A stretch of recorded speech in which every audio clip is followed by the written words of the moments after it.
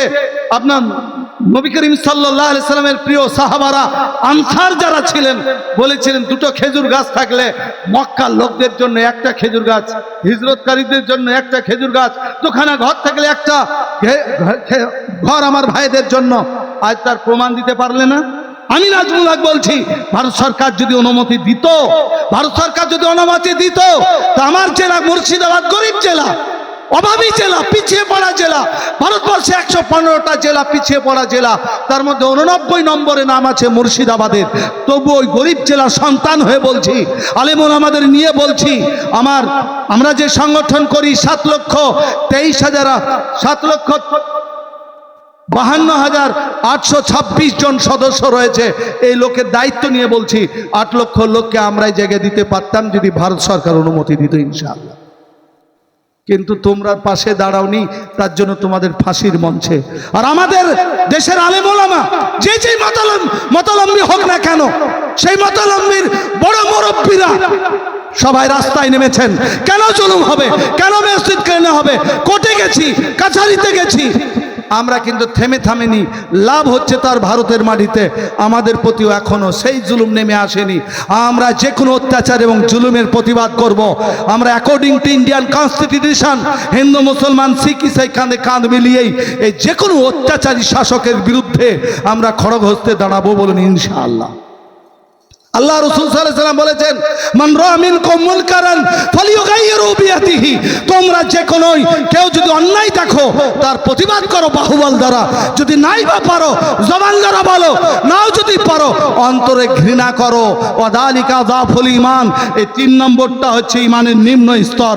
তোমাকে হয় বাহুবল দ্বারা করতে হবে, না পারবো না শুভেন্দুকে ঠেকাতে বলা যাবে না, তো জবানে বলো।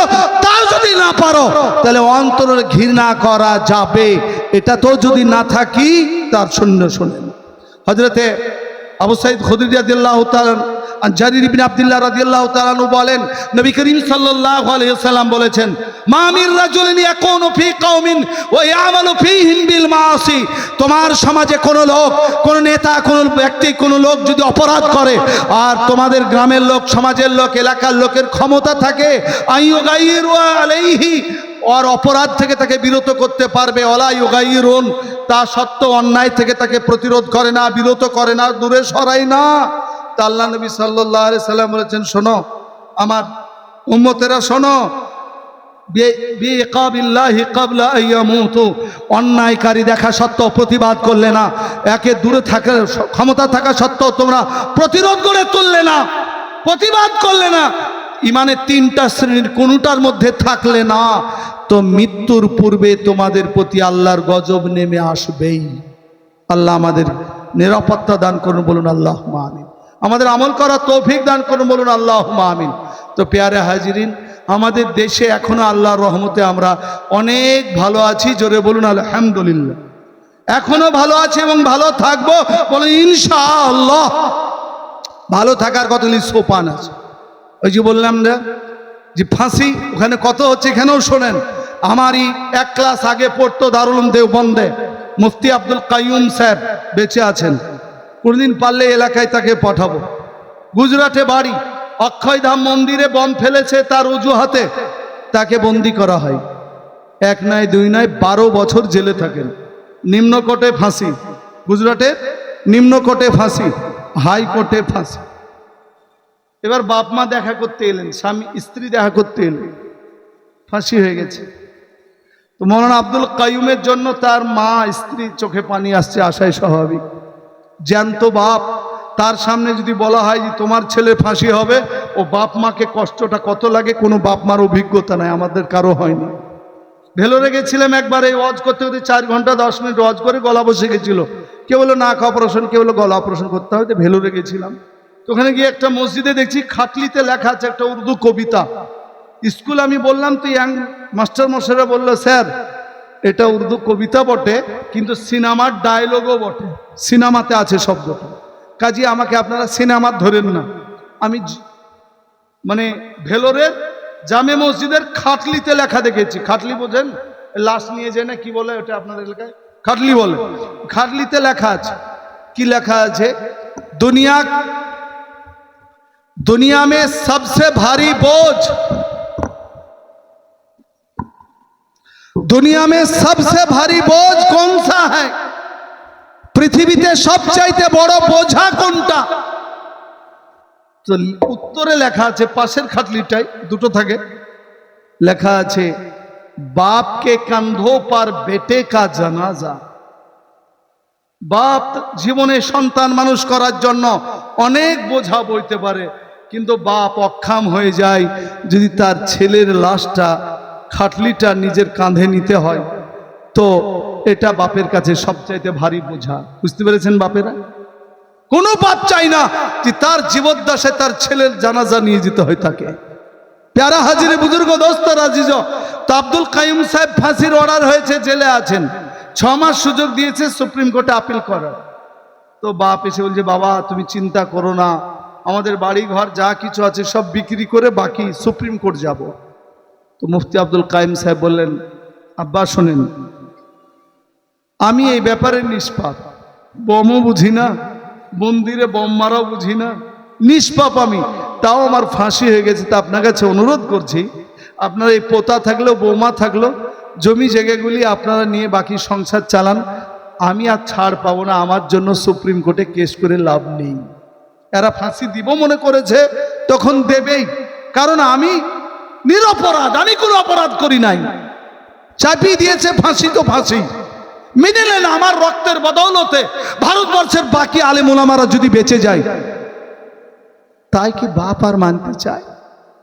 আমাদের দিল্লিতে পুলিশদের হেডকোয়ার্টারের পাশে জমিয়তের অফিস আছে, গেছেন ওখানে খুঁজতে খুঁজতে দারুল উলুম দেওবন্দের প্রধান শিক্ষক হযরত মাওলানা সৈয়দ আরশাদ মাদানী, নবী বংশের আলে রসুল, রসুল পাক সাল্লাল্লাহু আলাইহি সাল্লামের বংশের লোক, সৈয়দ সৈয়দ যারা, তাদের কুরবানি ফেতরা খাওয়া জায়েজ নয়।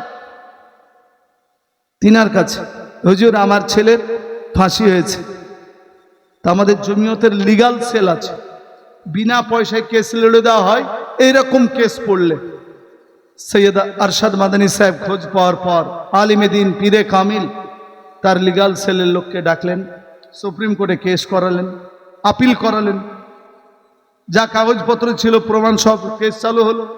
6 মাস, মাত্র ক মাস বললাম, 6 মান্থ, 6 মাসের মধ্যে সুপ্রিম কোর্টের জাজ রায় দিলেন।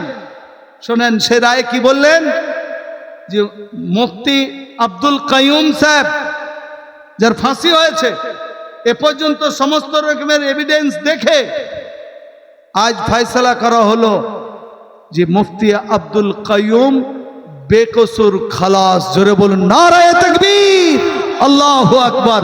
এটা আলেমে দিন, তারা পচিয়ে দিতে চেয়েছিল ফাঁসির মঞ্চে, আর আমাদেরকে গিলটি বানাতে চাইছিল। দেখ আলেম ওলামা এরা মন্দিরে বোম মারে, কিন্তু সুপ্রিম কোর্ট তার রায়ে প্রমাণ করেছে 12 বছর তার জয়মন কেড়ে নিয়েছ, ওটা অন্যায় করেছ। হাইকোর্টের রায় বাতিল, ঠিক রায় দেয় নাই। এর কোন রকমের 5 বছর জেল তাও নয়, 6 বছর জেল তাও না, 2 বছর জেল তাও নয়, 5000 টাকা জরিমানা তাও নয়, বেকসুর খালাস, কোন রকমের অপরাধ নাই। বলুন আলহামদুলিল্লাহ। এই আলেমের দিন ভারতবর্ষের মাটিতে, কারণ ইনকিলাব আছে, আন্দোলন আছে, কোরআনের বিরুদ্ধে কথা বলে তার প্রতিবাদ আছে। কোন সময় কৃষ্ণনগর আছে, তো কোন সময় শহীদ মিনার আছে, কোন সময় দিল্লি রামলীলা ময়দান আছে।